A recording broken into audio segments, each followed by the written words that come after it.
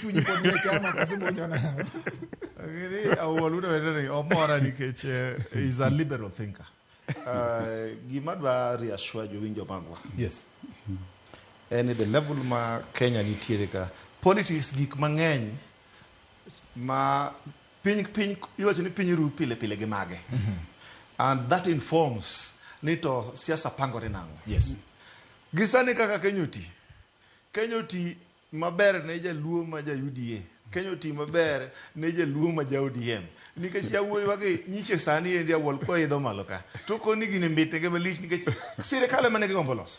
Wan bende tag moro michomiwa moro mane magi joma ndhogo oganda. Sani koro dok piny. Omiyo wan sani wadwa wacho kisera an aneno jo-ODM taneno wadwa. Truth be told, a UDA ka majority of us, including our party leader, was a senior member mar ODM. Nikech ODM no chakore mbele mar UDA. Tango meji former political parties. People form political parties to form a government. UDA no lost the year 2019. 2021, 2022 lost serikal. Wan gima wadwaro sani.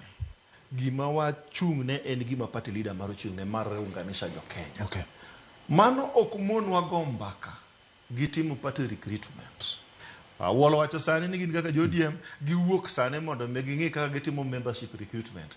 Wan wasebedo kwatimo mano for the last 2 years actively. Wan e ground kata sani odhi mbele.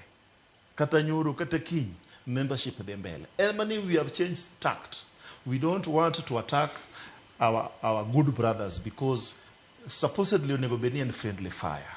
Nikech political parties gi en mar dhi soma gi mar kelo dongruok ne oganda.